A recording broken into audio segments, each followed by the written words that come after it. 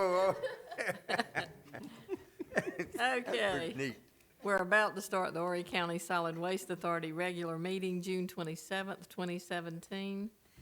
We're going to call the meeting to order. The invocation will be by Mr. Bo Ives and the Pledge of Allegiance by Michael Hughes. I ask everyone to bow their heads, please. Heavenly Father, we thank you for all your gifts. Thank you for our fine county, our fine staff. We hope that all those that are within our hearing range are in good health and in good spirits. If they're not, please have special mercies for them. Please grant us wisdom as we go through our business this evening, and may the business we conduct be pleasing in your sight. And we ask this in your name. Amen. Amen.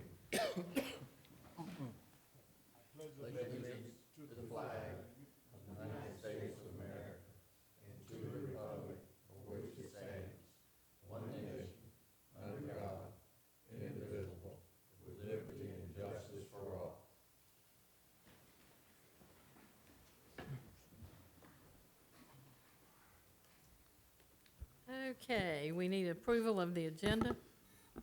So moved. Second. All in favor say aye. Aye. Any opposed? The agenda passes. We need approval of the minutes, May 23rd, 2017, regular meeting. So moved. Second. All in favor say aye. Aye. Any opposed? We have approved the minutes. I see that we have no request for public input, so we will go into the departmental reports and updates. Recycling and Corporate Affairs is first. That'll start on page 15.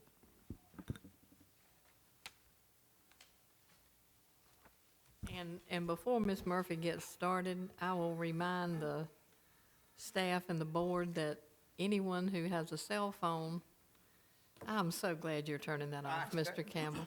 Cut it off. Anyone that, Chairman will charge anyone that has a cell phone that goes off in the meeting, it'll be $5. Mr. Campbell was the first one to pay this, so I just wanted to remind you. Thank you. you. Good evening. Good evening. As Ms. Hello. Pam indicated, my report begins on page 15. We're going to begin with an update on the Talking Trash program for the 2016-2017 school year. It was a great program, once again, with lots of excited children, teachers, administrators.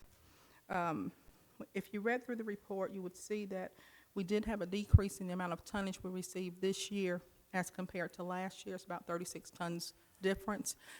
And that was primarily due to the months of October and November dealing with the hurricane. So it kind of, we all must prioritize the things that we need to do, and of course, talking trash during those months where it's not a priority and should not have been at the school. So that was the primary reason for the decrease.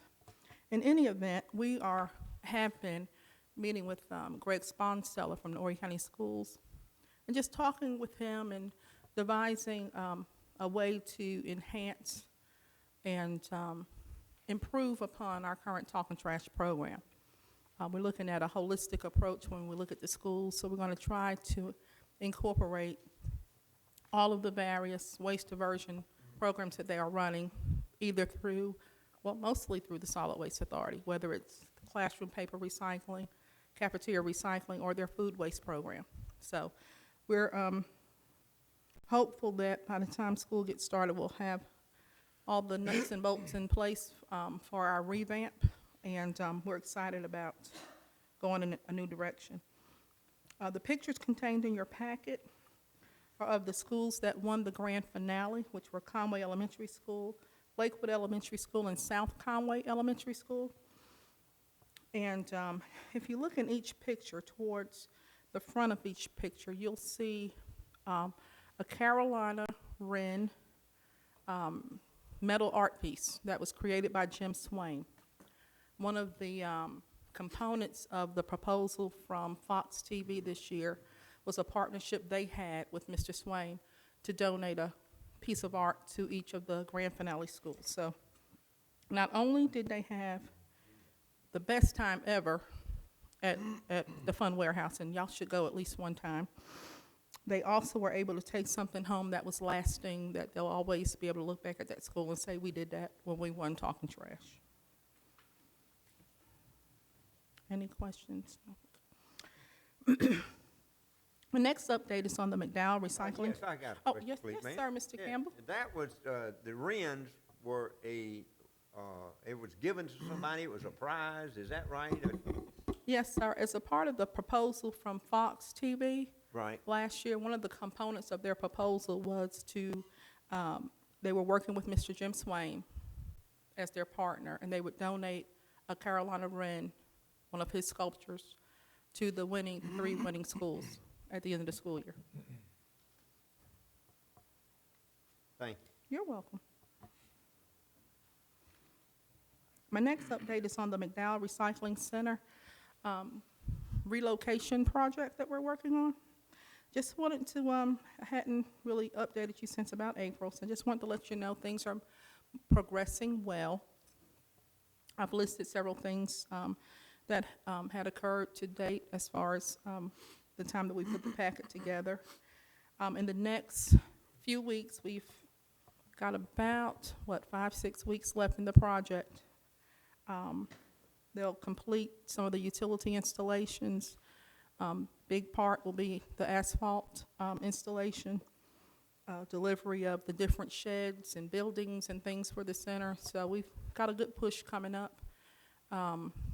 Initially had planned to do some asphalt paving next week, but there's a holiday in the middle of that week, so that probably will get pushed back a little bit. But for right now, we're on target for our August 1st completion date.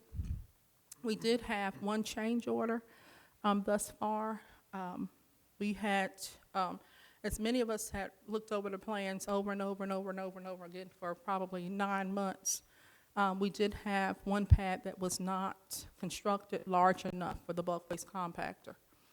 So that would have been about a $3,600 change order.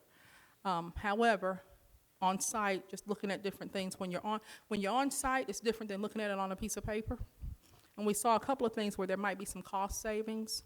So between some cost savings and the change order, the net effect was a difference of $1,669.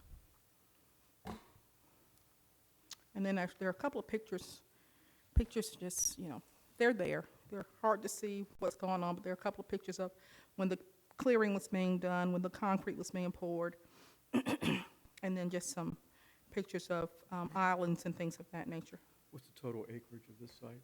That one's about 4 acres, I think. I was telling Danny, whenever I'm on site, it's just amazing how large it is to me when looking at the older site. And you're familiar. You can put about 3 of the current McSile centers inside the one we're building. Our Clark Green handed recipient for the month of May was Mr. Barry Dorsey.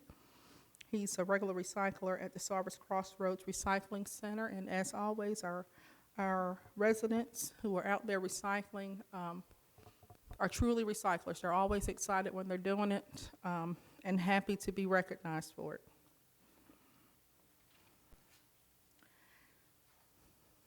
At our Recycling and Corporate Affairs Committee meeting, we discussed a field trip that we would be taking this month to Wilmington to the Expo 216 Art Gallery.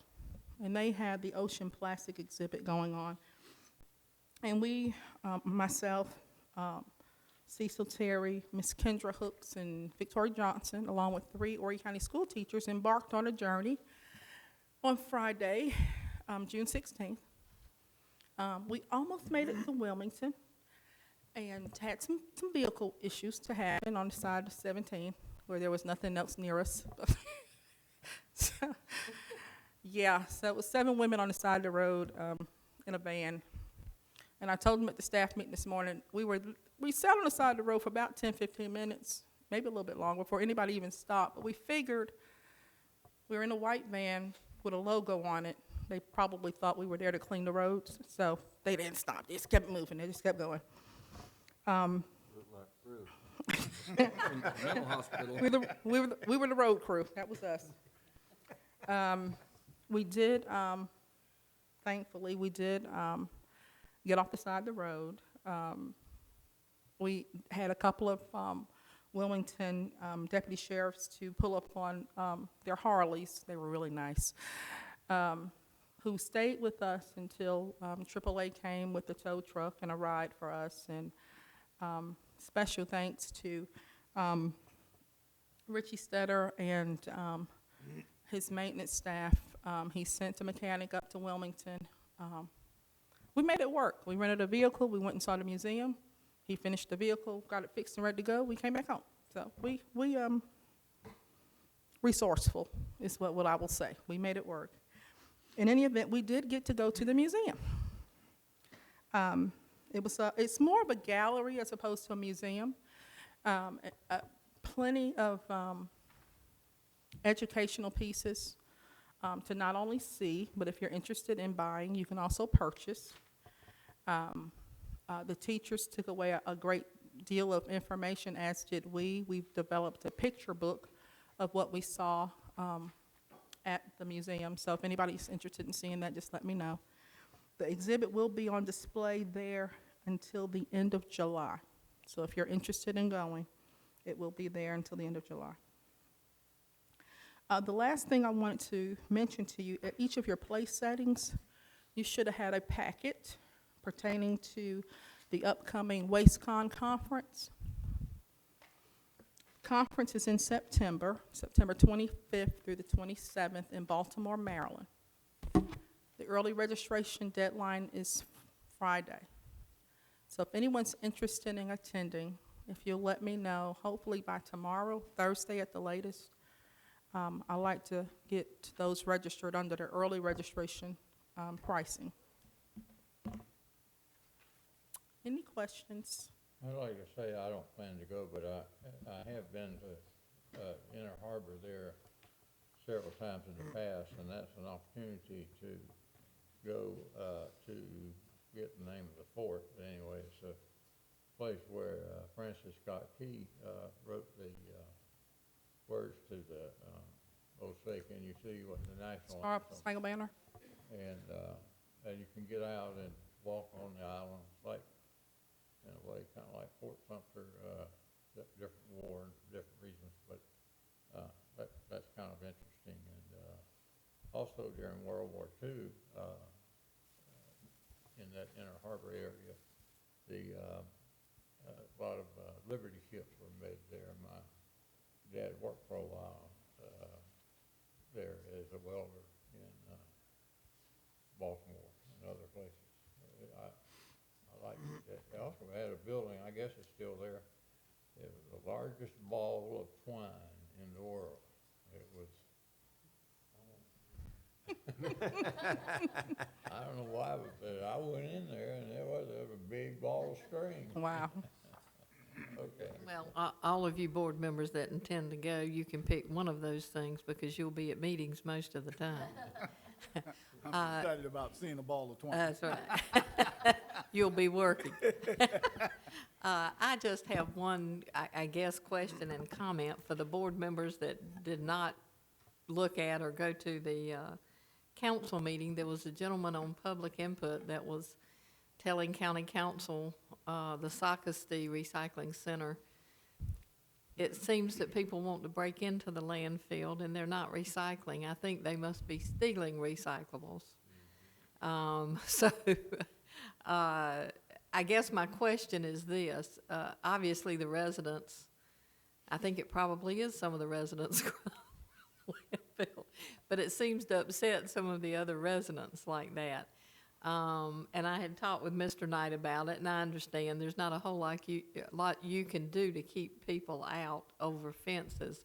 But I guess I just wanted to know if when we plan these new recycling centers, as large as they are, I do understand that some of the metals and things are worth money to some people, and they would rather climb over a fence or dig under and drag it out.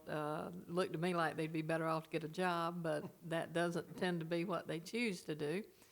So working with the county on these recycling centers, is there some kind of way that we can look at preventing this. I don't know if the fences need to go all the way to the ground, and of course, we don't need to spend $1 million fixing a $500 problem. I think at each center, we do attempt to secure the property. You know, all the centers are completely fenced in. Fences are 6 feet tall. They do go all the way to the ground. They do not have any razor wire or anything like that on top of them, because that in itself can become a liability if somebody was to get hurt on it. We lock the gate every night when we leave. We close all the containers. We shore up everything, before we leave. And at certain centers, Socastee is not alone, but there are certain centers that people just opt to. They see the scrap metal, or they decide that they need to get the car batteries out of the battery box. We stopped locking battery boxes because they kept breaking the locks off. So as opposed to incurring that cost monthly, we just leave it unlocked. If you're going to take it, just go ahead and take it. And I will say, the challenge is, unless you have some type of proof that someone specific came into that center, stole something, there's not a lot the county police are able to do.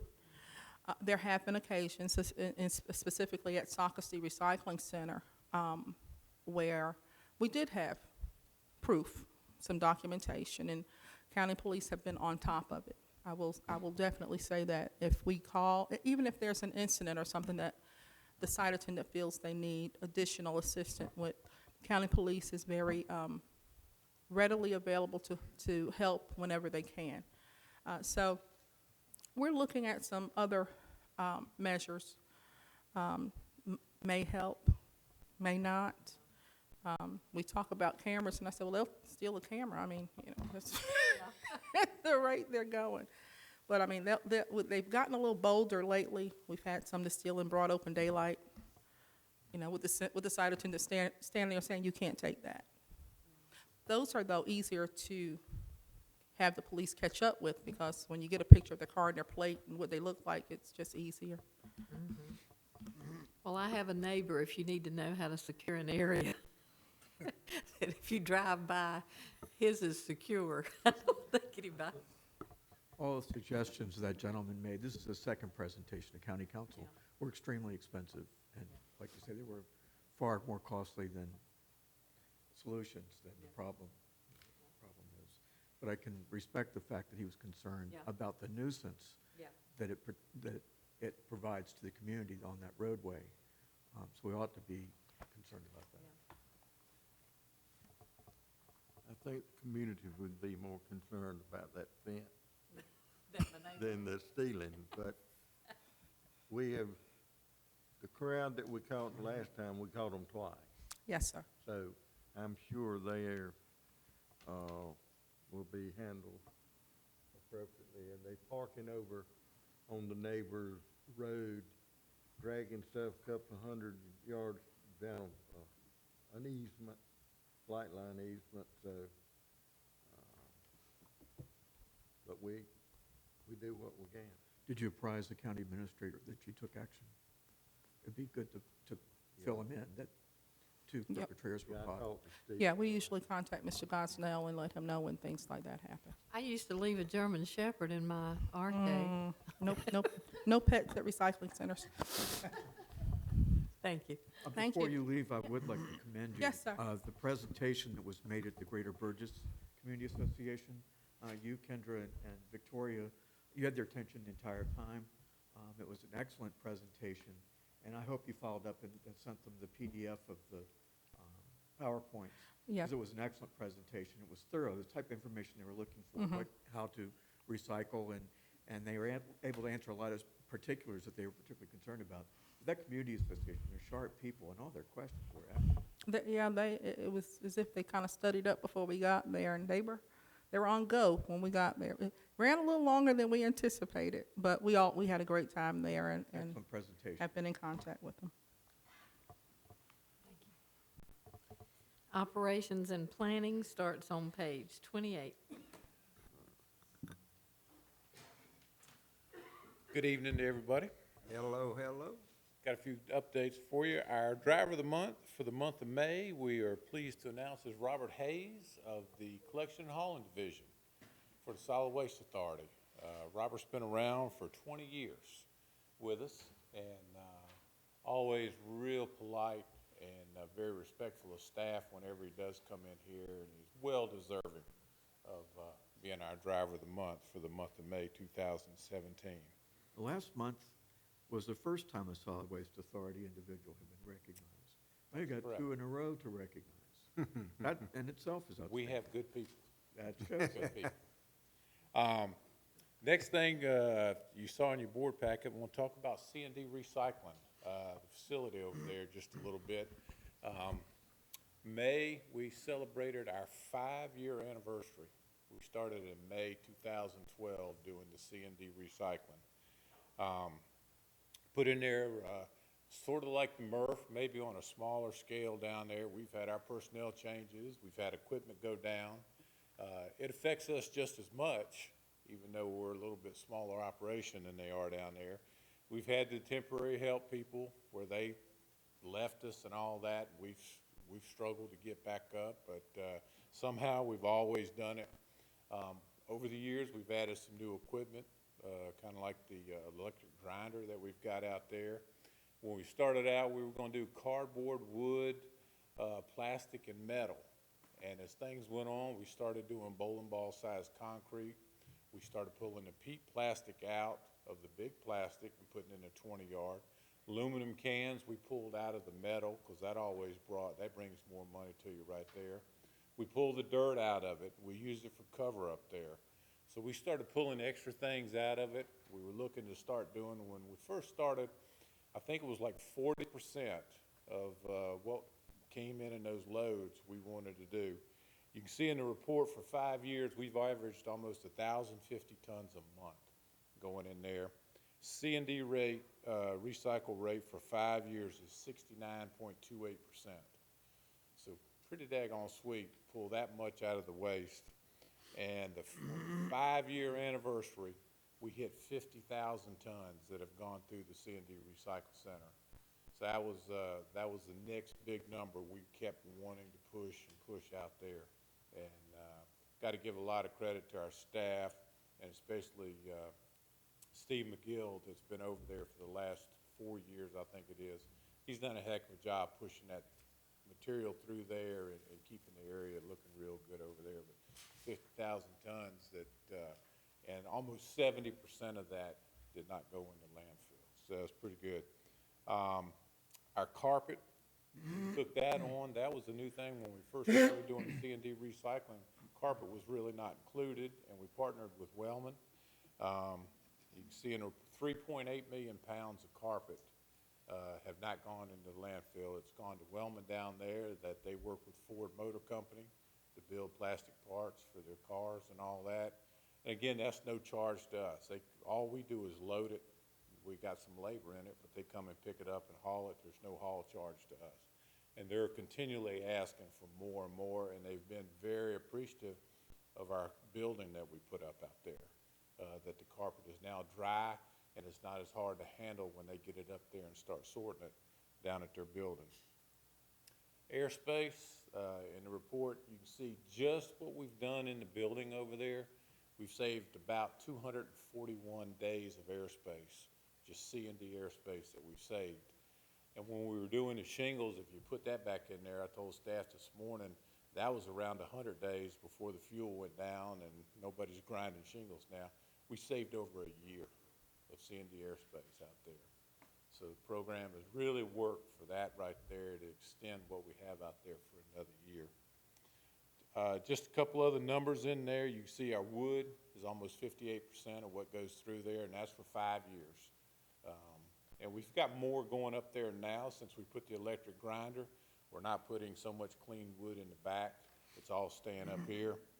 Colored mulch. When we bought the electric grinder, we started coloring our mulch last August, and we're pushing 1,000 tons from what we sold this month of June and what we had previously sold through May. Almost 1,000 tons of colored mulches we've sold. So that's been a good revenue source for us also. So Anyway, continues to be a good program over there. 50,000 tons, that's pretty daggone awesome for, you know, a little small facility over there like that. So we continue to push it through. Next little slide, you can see kind of what each little product, the number of days that it's saved in your board packet right there. You know, if you had a chance to review that. One other thing we did, bring to your attention the rejects. We had some time we needed to make up some lost days of airspace out there. And through the end of June, this month here, we have made up all those days. And we actually have a surplus which will carry us. We still got to go through the month of July. But we've got enough surplus in there that we can say we've caught up every day of airspace. There was no lost days out there. So we worked hard on that. There was a lot of stuff that went out of here. Some materials we had, we really tried to focus on the very dense materials. And if you look at that, what we took out of here, actually we probably saved more days than that because the stuff we sent out, you would not get any compaction on. So we're probably even more ahead than just what the numbers show right there. But lost days, airspace are now made up. Well, I just would like to say I do appreciate that. I appreciate the fact that you have sent out some of the things that would have cost us more airspace. You have put thought into that, and that is marvelous for you to be where you are today. I think everyone from the press to county council needs to know this and to be aware of it. It is also impressive for those of you who haven't been and seen this facility, the innovation that you have done, even to recycling over 11,000 tons of dirt that has actually come through that facility, and the things that you have done. Obviously, you have your mind on what you're doing, and it's very imaginative, and I just can't tell you how much I appreciate the airspace you've saved and what you've done. That is an excellent job. Thank you. We just have excellent staff that keeps coming up with innovations to find these little things to keep doing it. And I mean, you know, so it's dirt when it goes through the trommel comes off, and somebody over there said, let's capture it. And we built some little contraption, the dirt falls off, we pile it up, and we send it off-road, take it to the hill, and use it for cover. So it's, those guys are amazing what they come up with. Bill, I echo the chairman's comments about the success that you've generated in your crew over the first 5 years. I know at one time it was 1 to 2 trucks out of 20, you know, coming into the yard would go over to the recovery center. Is that still about the same, or are people starting to get the idea of sending We send more? a lot over there. Right now, what happened, we were sending, I think it was roughly about 18% was going over there, and now it's down to, I think, about 10. But there's still, since the hurricane came through, there's so many vehicles coming in, and there's so many small vehicles that a lot of those are going up there. They're bringing in materials that we really don't recycle, especially a lot of shingle trucks coming in here. And so just the volume of trucks coming in is so much more. That's why you don't see that still 18% or so over there. Yeah, I wish there was I don't have any ideas, but I wish there was a way to get more trucks, well, to get the trucks loaded so that they can go over there and go through that facility. That would greatly magnify the numbers that we're talking about here. And then I wanted to, towards the end of your comments, you were talking about what we were shipping out, and you said we were caught up. Does that mean catching up the 14.5% that we started out giving Charleston to start with? We've caught up the overage. We have, I guess, the 14.5% was what I guess the threshold was of our stuff that come in here. Yeah. And so everything that had taken away airspace days out there, we sent it back out to, and we're ahead of the game to balance that out. So at this point, with what we sent out, there is no lost work days. We're actually ahead right now. I'm not sure, let me say it another way. When, per contract, we were gonna give them this, credit for the same amount of, dregs, if you will, 14.5% we experienced in our own, on our own. And then I think we had a sea change, and said, well, no, we're not gonna take 14.5% of their stuff and put it in our landfill, and I think we said, let's try to make sure that when anybody from county council says, is there any Charleston waste going to our landfill, we would say 0. Were you responding to that, or were you responding to where the basement was 14.5%, or the basement was 0 of Charleston waste going into the landfill? We have not lost any day space because of Charleston. 0. Okay. We did not give them 14.5%. All right. We started that because that's what we figured our rate was, and after looking at it, we didn't like that, so we're gonna 0 that out, and that's what Bill's done through the C&D factory and the shingles and stuff that we really didn't want in the landfill. So we have sent that out. We're a little bit ahead of the game, so we've over caught up. Yeah. We Yeah. promised council and the citizens that we would not lose a day of landfill space because of bringing Charleston in. Not only have we not lost one, we're ahead of the game for the next Correct. month. Yeah. So we definitely want everybody to hear that and understand it, especially since we signed another 6-month contract. That will be the same on this one. We will lose no airspace in Horry County because of Charleston for any reason. Well, I think that's excellent. We circled back and we X'd out that 14.5%. We X'd out that, the $425 a ton. I mean, that's, especially $425 a ton trucking. Taking those out of the contract has made a big, big difference, and, thanks to you and Danny. They did the Chairman. contract. I mean, we're doing good. Thank you.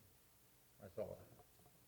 The colored mulch, Mr. Hillen, has taken off, I take it from what you were saying. Are we able to keep up with the sales, or? Oh, pretty much, yes, sir. We got a good pile of red and brown out there now. Yeah, we've had to color probably every month. You know, we'll order the dye, get it in here, and then we have to grind. And what we were normally shipping it out in the tractor trailers, and we sell it for boiler fuel. But when Right. it comes time to grind, we'll take a week and we'll build a big bunker up, have it on the ground, come in on Saturday, and usually do at least a drum of red and a drum of brown. Sometimes we'll do 3 drums and have it stacked over there for Monday morning. It's slowed down just a little with the heat that's come in. During the spring, I mean, yeah, we were coloring quite often. Then it slowed down just a little bit. Then we've been hit again this week. You know, we got big piles out there, so people coming in here and getting it. So, yeah, it's just about 1,000 tons. That's pretty awesome since August, just getting into business. Right, right. You know. And of course, the money that we get for the colored mulch certainly outweighs the boiler fuel prices. You figure 1,000 tons at 60, what is that, $60,000 revenue is coming in. Right, versus shipping it out for boiler fuel. That's right. Right. For the good of the people that's watching on TV, Bill, what's the price? $60 a ton. Thank Colored you. mulch. We got people watching us on TV. Is that Be wrong with careful. them? Be careful. That's excellent. Thank you. Thank you, Bill. Finance and Administration, page 35. Good afternoon. I'm going to begin on page 36 on the summary sheet. As you know, of course, we're through 11 months of the year, down to our last month. We should be at about 91.63% of budget. As you can see in the middle of the page, our solid waste, mixed construction, and yard waste, all three remain well above where we should be for the budget. So we continue to stay quite high in those areas. As you can see, the recyclable sales are the same. They're at 115.9% of budget. So again, they're staying well above. At the bottom of the page, you'll see the C&D processing facility. The revenue year-to-date is $347,700.18, with their expenses being $559,873.45. So they are running with the expenses over revenues of $212,173 year-to-date. But as you can see, the landfill airspace savings, they've saved a little over 64 days of airspace savings. And with the rejects that they've taken out of that facility, they've also saved another 10.51 days of airspace. So definitely worthwhile.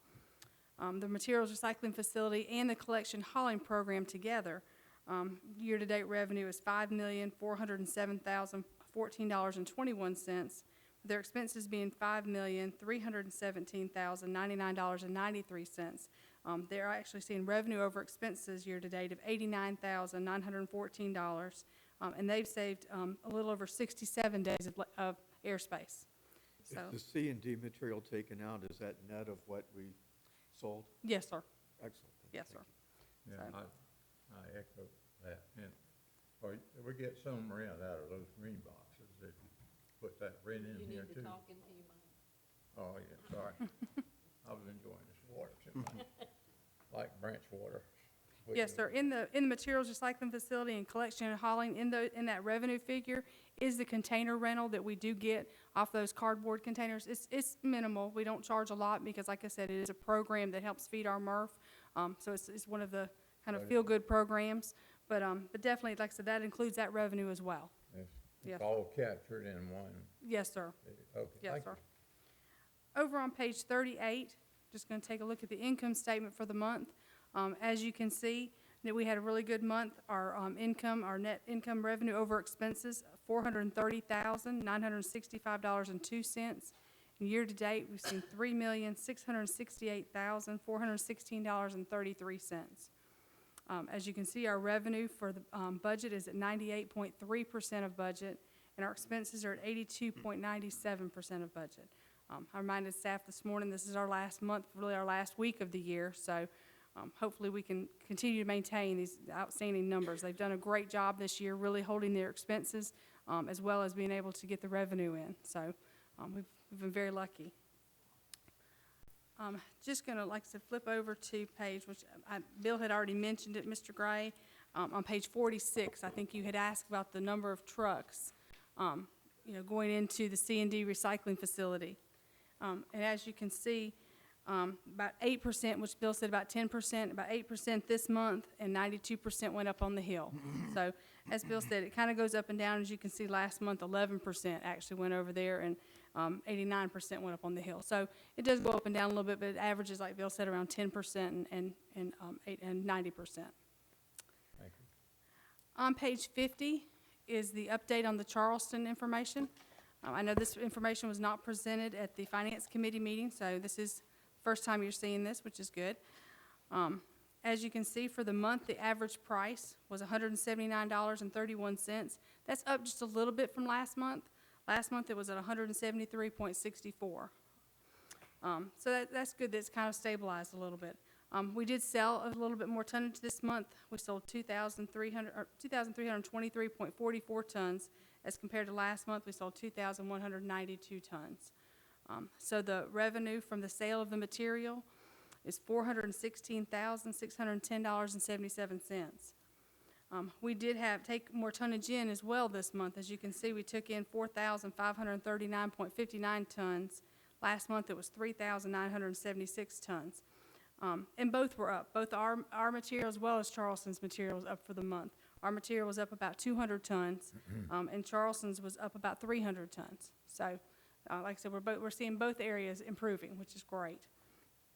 As you can see, we just had a small revenue amount that we paid back to Charleston this month of $7,902.73, which brought our total revenue for the MRF for the month of $408,708.04. and our expenses being $376,246.06. Again, we had revenue over expenses for the month of $32,462. And looking over on the right-hand side, as you can see, our total MRF revenue and expenses, year-to-date, we're seeing revenue over expenses total of $754,834.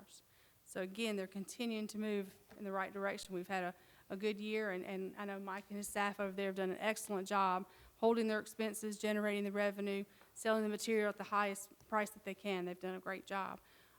Just a couple other things for you. As you can see, I left at your desk or your spots there. I left everybody a copy of our budget book.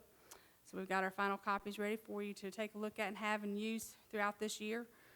One other thing I want to kind of mention to you to make you aware of, I know at the last board meeting, Mr. Schwarzkopf was here, and he had talked to you about our HHW program and the need to do something to help the citizens be able to bring the material in a more timely manner, maybe be available more to them. And so we have taken one of the unfunded positions that we have in our budget. It's not adding a position, it's just taking one that we currently have in there.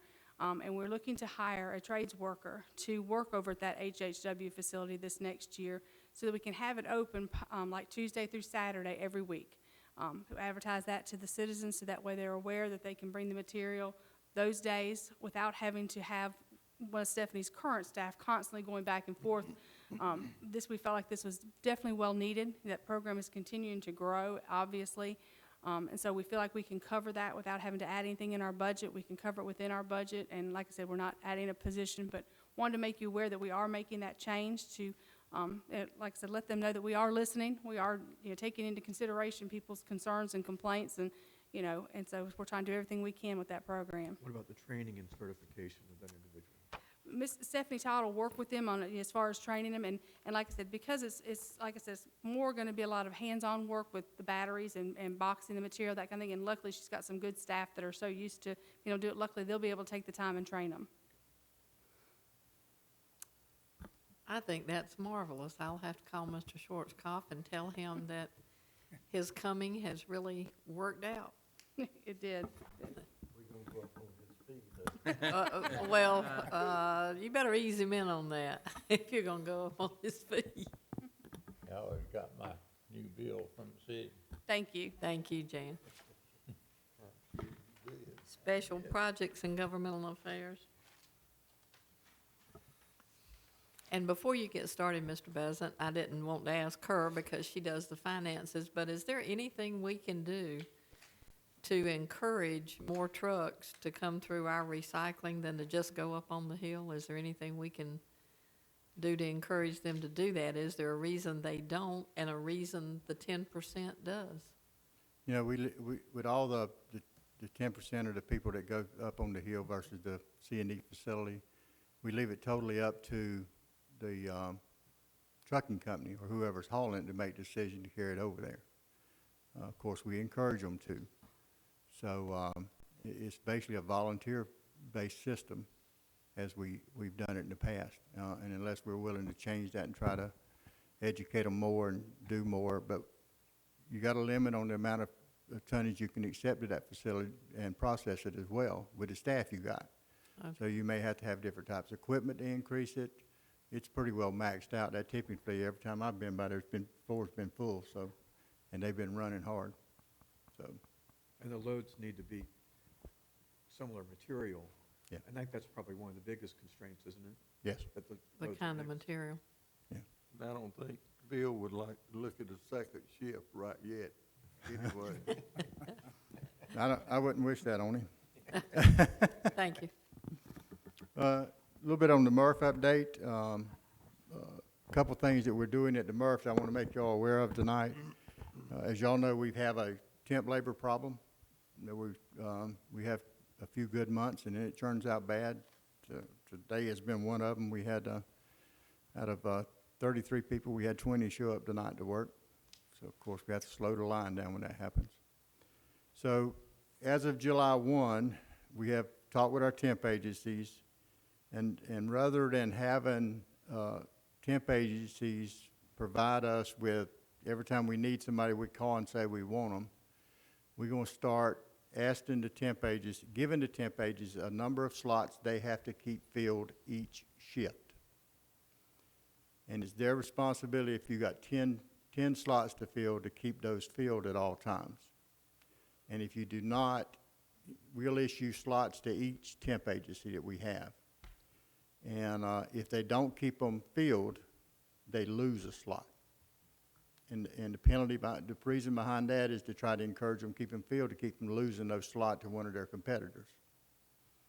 And we've talked to the 2 of the temp agencies so far, and they don't have a problem with it. Said it'd be better because they'll know what days to tell the people they're hiring they're going to be off, and they'll know how many people they need every night.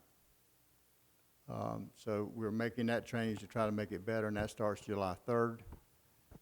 We also made what we were having to do is bring them in and give them an orientation. The temp employees, to try to get them to understand what they were getting into, because what we were having is they'd show up to work, well, I didn't sign up for this, and leave. So what we started a couple months ago was taking those, having employee orientation for all new employees that may come or think about coming. So what we've done in the past month is to create a video, an orientation video. Had a company to come in and make that video, and those orientation video is being sent to the temp agencies so they can show it to their employees or their potential employees at their location.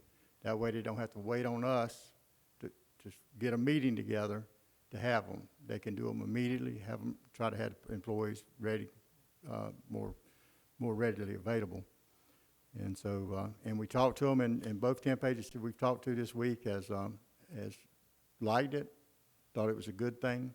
They know where to stand, but we'll see how it works out. We keep trying it, we get it right.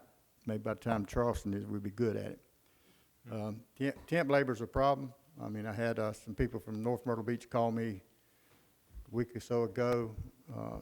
They can't keep temp labor filled. It's just a problem. We're currently getting most of our staff out of Bladen, North Carolina. So by the temp agencies being brought down here all the way from Bladen, which is what? That's why you've had to use agencies? You can't satisfy it locally? No. Well, we can't afford to hire them either. That same labor that we got there, that we're paying, let's say, $28,000 a year for, we would probably be paying $45,000 with labor and benefits and all the other stuff. So that's how high it would go if the Solid Waste Authority hired them as a Solid Waste Authority employee. But we couldn't go out and try to screen applicants directly? Well, we get too involved in the employment process. The Supreme Court in South Carolina ruled several years ago that you become liable for what they do and don't do. So we try to keep hands off. It's your employee. We tell you what we want to do, and try to stay away from as much as possible. There actually was a lawsuit where the company lost money because they were involved in the day-to-day management of the temp labor company. Are we overpaying for a temp labor agency just to avoid potential claims? I don't know if you say overpaying, because an employee that would work for us making $9 an hour would cost us $45,000 a year versus $28,000 that we pay in the labor company. I mean, even though they make the same amount of money, it's just they don't got all the benefits. The advantage is not paying benefits. Yeah. Thank you. There is a legitimate, like a real labor shortage in our area, especially this time of year. It's all over, and it's just a problem. And that concept Mike was talking about is called a joint employer theory. And even though administratively, I think the administrative rule was taken down, there's a Fourth Circuit decision that's very liberal on that issue. And that's why you have to be careful and not actually place yourself in the employer position. But it's employers everywhere are having trouble maintaining adequate workforces right now in this area. Thank you for Because I've seen it throughout in other, not just government, but out there in the hospitality business Hospitality as especially. well. It is painful right now. Mike, can you tell them how much you paid for your training video?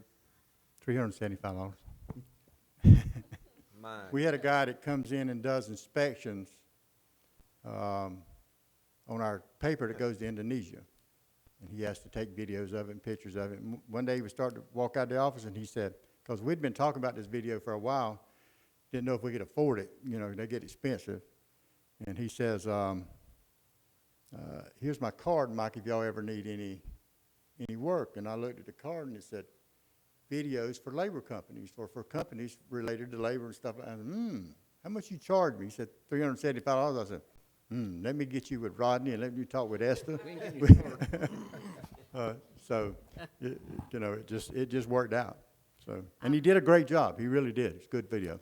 I'm glad that worked out, and to give it to the temp agencies so that the people they're hiring, I think that will save you a lot of headache and a lot of people coming out here that really have no intentions of going through that process. And two, it'll let them process them faster, and maybe we can get them. But like I said, one temp agency is Harlem, Bladenburg, North Carolina is what, 15 miles north of Whiteville? So they're reaching out way out in the rural areas of North Carolina and South Carolina and actually busing them into us. So it's been that temp stuff is tough. Couple other things. We don't like reporting this, but we had a forklift overturned at the MRF about a week or so ago, and it totaled it. The employee was the temp labor company employees decided they was going to leave early, and they just left. There's a bunch of work to get done. So our employee was running around trying to get it done late at night and turned one of the forklifts over. Was he injured in the process? Sir? Was No. he injured? No, he was not. Thank goodness. But we are in the process of trying to get that done, and the insurance company has agreed to total that machine and pay us for it. So we'll try to get that processed as quick as possible. Right now, we're having to rent a forklift to process equipment stuff with. As y'all can see, part of the board packet, we did prices this month for cardboard's about $217 a ton versus $184 for last month. And our news went from 107 to 241. I mean 141, 107 to 141. It is, it's like I told somebody, they said that's great prices for cardboard, or for fiber, but I have almost 50 loads up under the shelter and inside the building that I've not been able to ship out. So you can sell it for that price, but if you can't get it shipped out, that's another thing. And they're having problems with getting it shipped out and the mills taking it and stuff like that, and the cargo ships and stuff taking it off. But we did get a bunch of it out today. I'm pushing for Friday, trying to get as much of it out can by Friday. How many loads you get out today, Mike? I took the crowd up We to a took, backdoor tour, and there was trucks every place. yeah, we actually shipped up about 7 loads of fiber today, and 2 loads of, a load of colored. So we got about 10, 12 loads out today. Our problem is that the trucking companies show up at 11 o'clock. We ain't got nothing going on between 6 and 11. They just all show up at one time and then get mad because they have to wait 3 or 4 hours to get loaded. So we're hoping that. One thing we are having an issue with, and just want to make you all aware of, is scrap plastic, which is plastic that's coming from the C&D factory as well. And they bring it to us and we all bale it, but it's a big issue. We have no market for it. When China created this new sword that they did, it stopped all scrap plastics going to China. Nobody won't send anything to China on scrap plastic. They won't buy it to send it to China. So the only market is the local domestic market. We generate about a load a week, tractor-trailer load a week, baled. And I have almost 6 loads on outside right now, currently. I'm trying to negotiate with another plastic buyer that if he'll buy this scrap plastic off of me, I'll sell him some PET over a month. He wants a guarantee for a month to buy all our PET for a month. And normally we don't do that, we sell it by the load, but I'm trying to negotiate with him. If he'll buy this, I'll guarantee you all our P&T for a month, so trying to do a little of that. But hopefully I'll know tomorrow where that stands, but we're running out of room to put plastic. We're running out of room to put fiber. And actually, the trucks are having a hard time backing into our loading docks because we got so much plastic, scrap plastic. It's all over the place back there. It's awful. Other than that, that's about it for the MRF update. Dave, I'll be glad to answer any questions anybody may have. Thank you. Thank you, Mike. You're doing a great job. Appreciate it. Executive Director? Chairman, I don't have anything at this time. I will save my time for the next meeting. We will go into committee reports. First one would be nomination committee meeting. Thank you, Madam Chair. The nominating committee did meet on June the 7th, 2017. We had a discussion and voted to place into nomination the slate of Chair, Ms. Creech, Vice Chair, Mr. Thompson, Secretary, Mr. Campbell, Treasurer, Mr. Ives. In the interim, since our meeting, it was brought to my attention that we had a very unusual situation whereby Mr. Graves resigned from the board, which left the secretary position vacant. Mr. Campbell, as the treasurer, took on that role as the secretary and treasurer, which gave Mr. Campbell 2 years in a row as secretary. So because of that, it was brought to my attention Mr. Campbell would not be eligible to serve as secretary. And so I would like, as the chairman, not to place that slate into nomination. However, from the floor, I would like to place into nomination some nominations for the positions, and that would be as Chair, Ms. Creech, Vice Chair, Mr. Campbell, Secretary, Mr. Thompson, and Treasurer, Mr. Ives. I'd make that motion. Is there any other discussion, or are there any other nominations from the floor? So we have a motion. Do we have a second? Second. We have a motion and a second. Everyone in favor say aye. Aye. Any nays? Okay, that motion passes. Thank you. Thank you, Madam Chair. That was the only business for the nominating committee, and we adjourned after that discussion. Thank you, sir. Finance and Administration Committee meeting.